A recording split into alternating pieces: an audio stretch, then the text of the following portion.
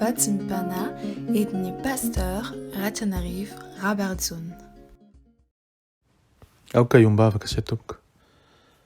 Ry Andriamanitra ray Pahary, Jesosy Kristy Tompo sy Mpamonjy, Fanahy Masina mpanavao sy mpampianatra ary mpananatra.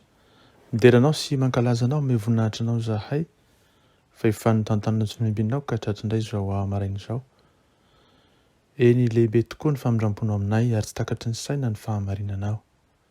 Fa na dia olombelona mpanota tsy mendrika ansonaranao zahay, dia navelanao indray anampofinaina amin'izao maraina izao. Afaka mandeha sy mietika, mandre sy miteny. Mankalaza anao zay saoka ame voninahitra anao, ray ny mandrakizay sy andre ny fiadanana, tompo sy mpamonjy ary mpampahery anay.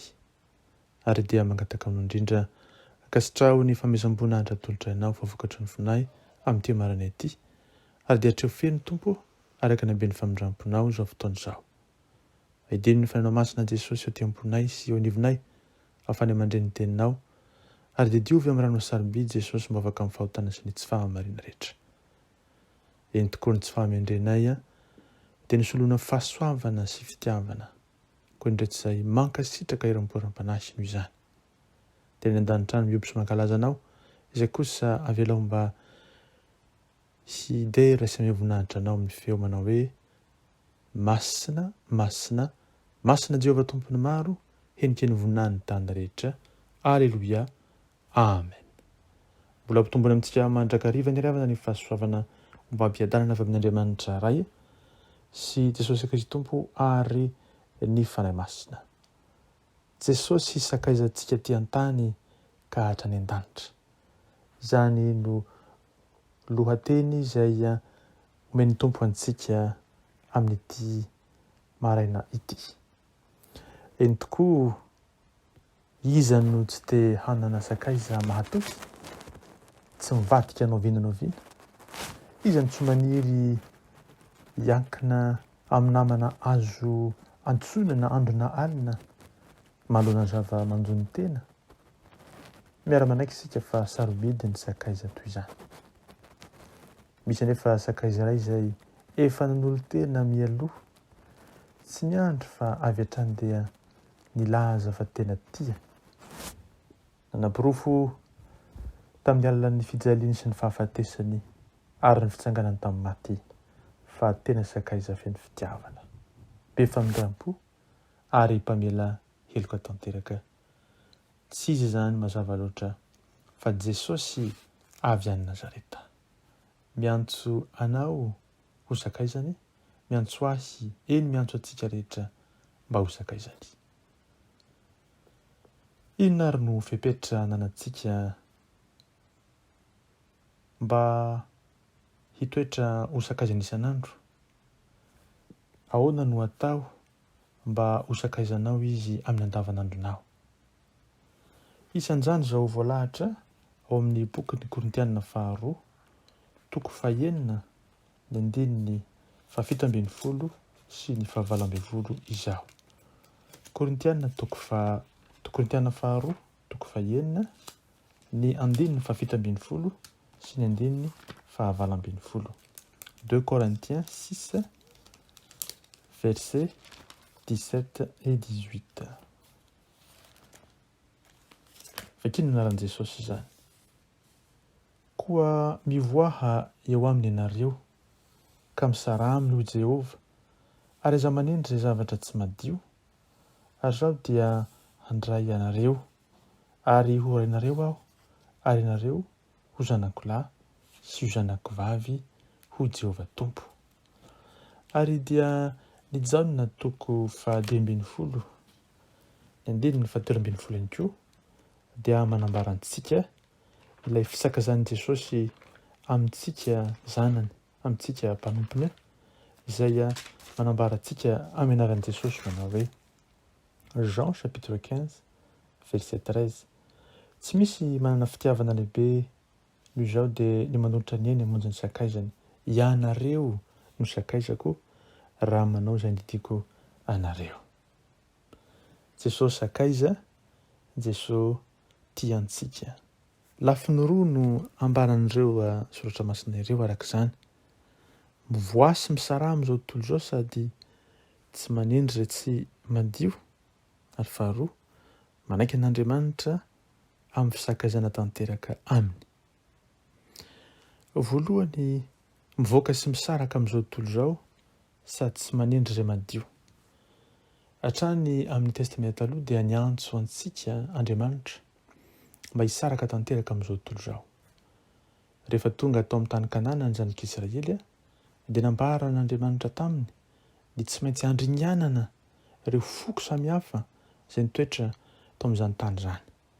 Ary tsy azo natao ny namela tamingana na ray aza tamin'ireo olona izay nitoetra tamin'izany tany izany, satria nanao mpisampy, namono olona, nanao fitondran-tena mahatsiravina izy ireo ka tsy navelan'Andriamanitra hitoetra na iray aza, ary dia naringana avokoa ireo olona rehetra izay nitoetra tamin'izany toerana izany, mba hitoetra ao anatin'ny fahamasitana tanteraka ny zanak'Israely manomboka amin'ny toerana sy ny fotoana izay nidirany tao amin'izany tany Kanana izany.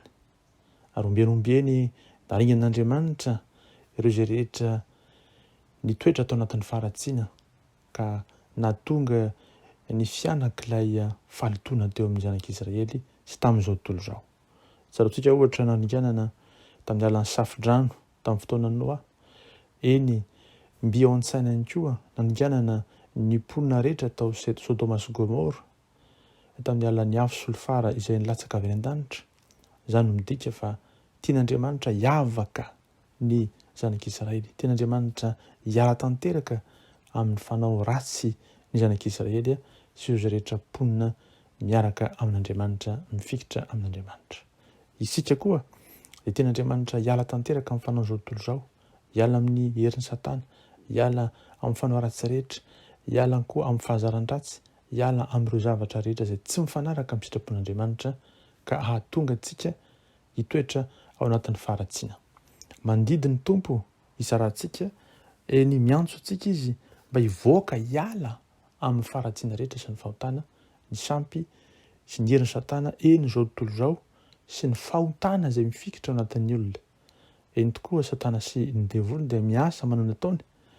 Misy koa ireo fanao eo anivon'izao tontolo izao, fanao ratsy rehetra, fa misy koa ny fahotana izay mitafikitra ary mitoetra ao anatin'ny olona izay tsy maintsy ialany sy tsy maintsy ho avoakany ho any akany amin'ny farihy mirehetrafo, izay le herin'ny fanahy masina izay mitoetra antsika ahafahantsika mandroaka izany sy mitoetra ao anatin'ny fahamasinana sy ny fahamarinana tanteraka eo amin'ny Tompo Andriamanitra. Rehefa tafavoaka sy tafasaraka amin'izao tontolo izao isika no ny herin'ny fanahy masina sy ny fahateraham-baovao izay tanteran'Andriamanitra amintsika ka ekentsika sy raisintsika ary akamamitsika, dia tsy maintsy koa miataka ka tsy manendry izay tsy madio. Teo amin'ny zanak'Israely ny tsy madio dia manomboka hatramin'ny fitafiana, mandalo amin'ny sakafo izay hohanina, ary ihany koa amin'ny fanao rehetra amin'ny andavanandro, eny hatramin'izay zavatra tanterahana ny amin'ny andro sabata aza. Midika izany fa ny ninona tanterahan'izy ireo dia tsy maintsy mifanaraka tanteraka amin'ny tsipiriany amin'ny hevitr'Andriamanitra sy ny sitrapon'Andriamanitra.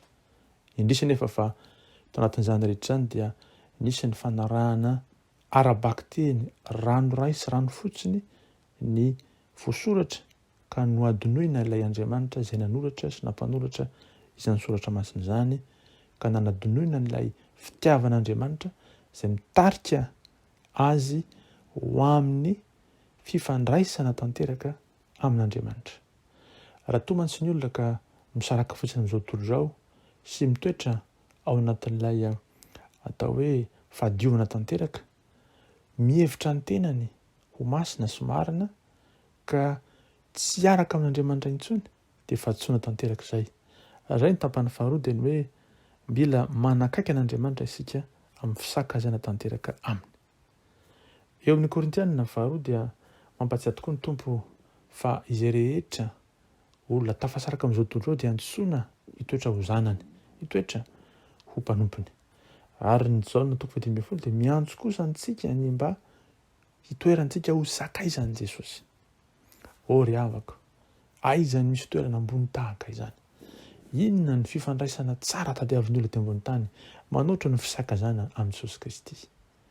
Izy ilay sakaiza tsara, izy ilay namana akaiky indrindra, azo ilazana ny mavesatra indrindra, azo anaborana izay zava-miafina indrindra eo amin'ny fiainantsika, ary ihany koa azo tsika miantehitra aminy.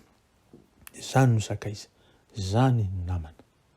Araka ny voalaza teny aloha hoe firifiry ny olona mikaroka sakaiza, firifiry ny olona mitady namana akaiky azo anterana, fa amin'ny fotoana izay tsy ampoizina dia eo indrindra olombelona ka tafasaraka ireo mpisakaiza tena akaiky. Firifiry ny olona izay hatramin'ny fahakely mpinamana azy mpisakaiza, fa rehefa tonga lehibe dia ohatry ny olona tsy mifankahalala. Izany manam-porofo fa ny olombelona dia miovaova.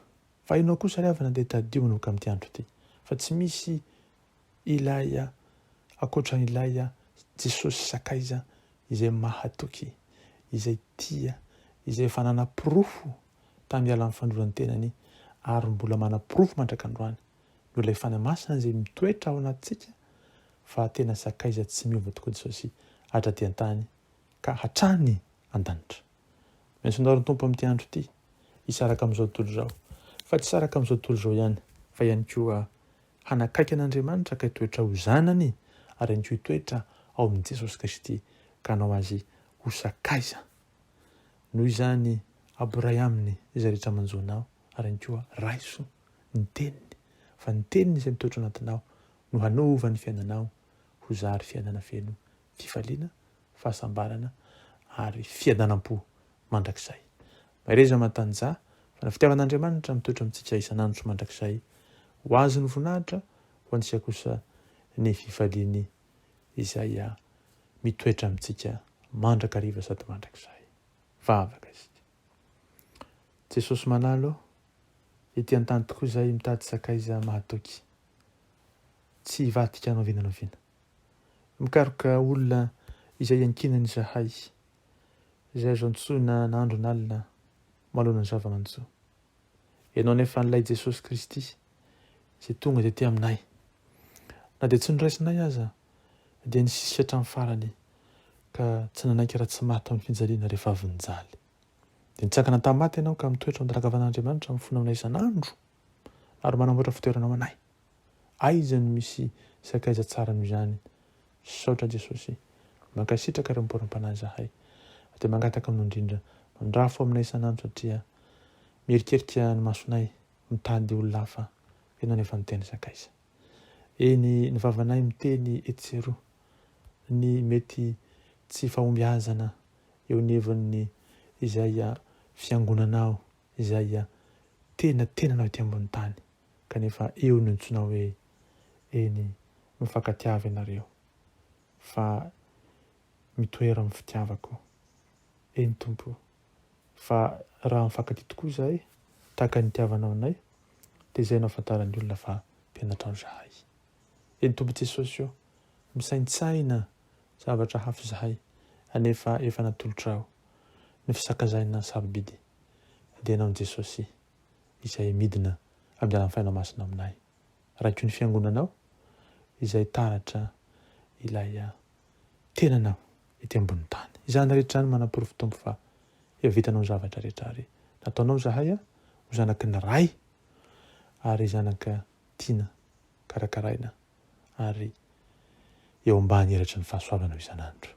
Ndreto aretim-ponomponao amin'ity andro ity, raha koa fa ny famindram-ponao tantany sy fimbino ampaherezo azy evela erikerika fa ataovy mahatsiaro fa efa vitanao ny zavatra rehetra.